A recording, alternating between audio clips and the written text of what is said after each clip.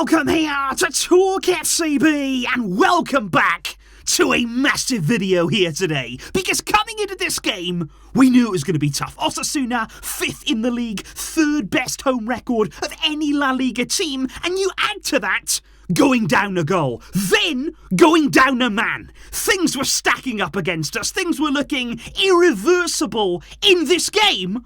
But we've done it! We have once again dragged ourselves to victory, and what a goal to seal it! From Raphinha! And this is what it means. Barça we will go into the break on top of the league. We have a 53-day absence from league football, and we can rest easy at the top. We are leading right now by 5 points over Real Madrid. We're going to be talking all about the game. It's a special day and a special occasion. And with that comes a special message from me that I've been waiting to bring you. Now, today's video is an extra special one for me, guys. I am delighted today to welcome a brand new sponsor to the channel, and it comes in the form of Manscaped. And I'm a massive fan of their men's grooming products. I've been using them for a long time now, and also really respect that they are partnered with the Testicular Cancer Society. And I think ahead of the Christmas period, guys, right now, if you are struggling for presents, if you're thinking, what on earth am I going to buy people this Christmas? What do you buy people nowadays? Well, Manscaped will have you covered. Right now, they've got the Performance Pack available. That includes my personal favourite, the Lawnmower 4.0. This right here, guys, is the Lionel Messi of trimmers. Ultimate precision below the belt. They've got the Weed Whacker on the site as well. Currently giving away 2 free gifts with this set. And if you would indeed like to give yourself a fresh look, or indeed somebody close to you, please just head over to the Manscaped website now, and I have secured for you guys 20% off your order. All you have to do is enter the code TalkFCB at checkout. That will not only save you money, but also massively help me here on the channel to keep providing you with the daily content. Thank you to all of you guys. Because with that said, guys, let's crack on with what was a crazy match. There is so much for us here to get through, and let's start with the lineup from Xavi, because it was very similar to what we saw against Almeria. The only change was Andreas Christensen coming back in for PK, Xavi keeping the faith there in Dembele and Ferran in the front line, something that didn't really pay off in this game, to be fair, and also keeping Busquets in midfield, and that for me was a problem tonight. Again, we saw a lack of energy, a lack of intensity from him. He could not keep up with the press from Osasuna. They were pressing him into submission, and just look at it here. 5 minutes into the game, guys, Ter Stegen, first of all, takes too long on the ball. He actually puts us in trouble with that moment. Balde then plays it into Busquets. What is that touch? What on earth are you thinking about doing there? Osasuna were onto him in a flash, and there's a big chance for them. That then goes out for a corner, and that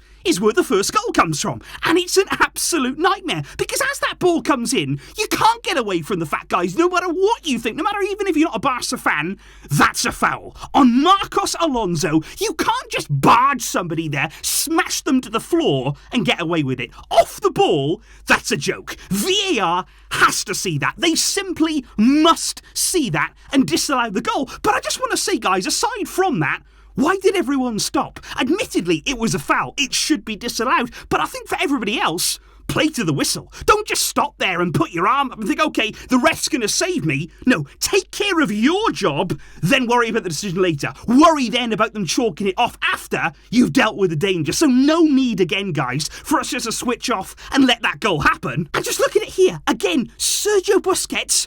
What are you doing? What are you thinking about in this position? He's just running from side to side. Osasuna closing him down, and he gives away the ball in a criminal position there. One pass they're in. Great chance on goal. Could have been 2-0 Osasuna. And if that goal had gone in, game over before we'd even started. And things didn't get any better, because then you've got Robert Lewandowski. Now, the first yellow that he picked up, I've got sympathy with him. It's a really harsh one for me. It's very similar, actually, to what Alonso went through, which wasn't given. Lewandowski was booked, but then the second one, I think it's just frustration. I think Lewandowski, even the professional that he is, even the experience that he has, I think he just loses it for a minute. He has a look at Garcia, he goes for him with the elbow. Obviously, he's jumping for the ball, but I think he was just angry with the way the game was going, with the way that we seemed to be collapsing, and Barça, down to 10 men, Hillman Sano giving out cards like they're sweets. And honestly, guys, it was a nightmare scenario, and one that I didn't believe. I really didn't think that we could come back. Now, before half-time, there was a glimmer of hope for Barca that we were going to keep on fighting, that there could be a way through this resolute Osasuna team. Jordi Alba out on the left-hand side, puts in a great ball. Ferran, fantastic movement. This time, he has a brilliant finish. What a finish that is to put it in from there, but he's offside. Goal, disallowed, doesn't count. Xavi's dismayed on the touchline, and in the first half, it ended Osasuna 1, Barca 0. Could we turn it around?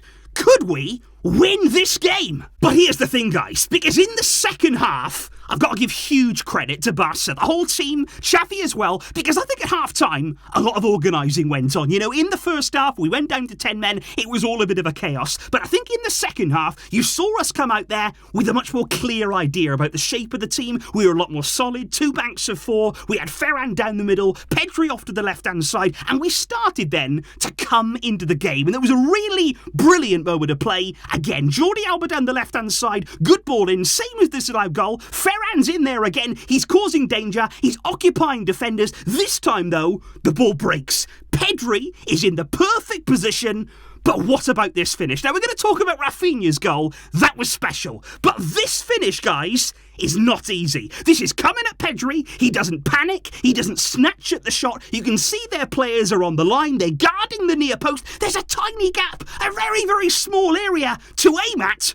But what a finish. He just dispatches it there, buries it, gets Barca back in the game, and our comeback was alive. That was the moment there where we thought, okay, we're still in this game. We can still be top of the league, and we kept pushing. Now, having said that, guys, I do not understand why it took 74 minutes of play to make a sub in this game. Andreas Christensen actually came off for me only because he had a problem. Xavi was the one that came on there, not Eric Garcia at centre-back, but Xavi came on. Frankie then went to centre-back instead of Christensen, who was injured. Xavi then out to the left-hand side, and still there was no Raphinha. There was no Ansu Fati. We were kept waiting and waiting and waiting because Dembele, dreadful game from him. Dembele, it wasn't happening at all. I cannot believe that he stayed out on the field for as long as he did. And just after those subs, then we finally saw Raphinha come on, Ansu come on, Dembele and Ferran going off. A game that certainly didn't pan out well for either of those two.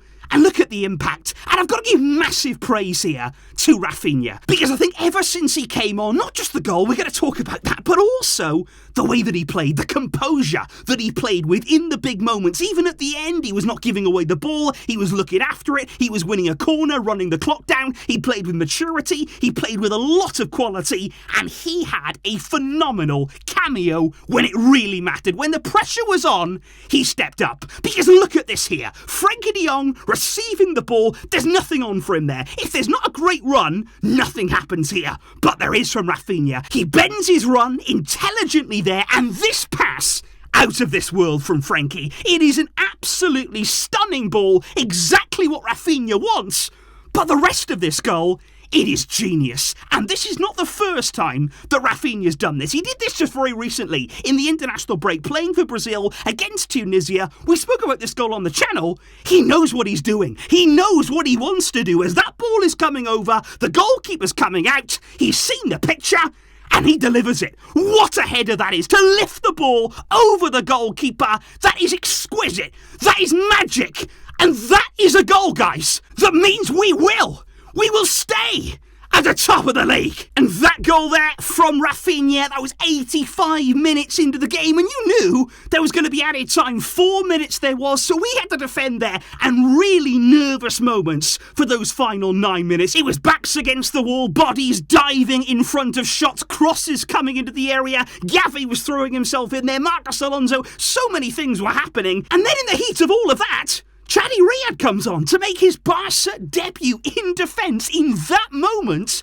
And it was just incredible, guys, to see us see out this game, to get the 3 points. And it almost felt again like the scenes that we saw after the game against Valencia, when we won it late, when it really felt like a significant moment in the title race. And it feels that way again, because this really was a game that we didn't look like winning. This was a game where everything was stacked against us. Again, injury problems, we're already having those. A man sent off, going a goal down, refereeing decisions, very, very questionable. But we didn't make excuses. We didn't stop and think, oh, it's not going our way. Things are not really happening. We're going to throw in the towel. We can't do that. Winners don't do that. We kept pushing, we kept fighting, and this team here, delivered by Pedri for the first goal, delivered by Frankie, creating the second, and Raphinha with the winner. They are fighters. They can be winners. And we are seeing the evidence of that this season in the league, and that's why we're top by 5 points right now. And Real Madrid, they've got one more game, and the pressure's on them. So please, guys, what I would absolutely love to hear, and what I cannot wait to hear from all of you in the comments down below, what are you feeling right now? What are the emotions like after a game like that to keep us at the top? Please do let me know down below. And like I say there, if you do want to get involved over on Manscaped, get yourself some products, get yourself a little bit of a saving there as well while you're at it. That could really help the channel indeed. And I have been waiting for a moment to bring you the exciting news. So thank you indeed for all of your support here today throughout the season so far. And we will, of course, keep pushing with the uploads every day. I'll be back soon, of course. Let's celebrate and enjoy this moment. But until next time, as always, Visca El Barça.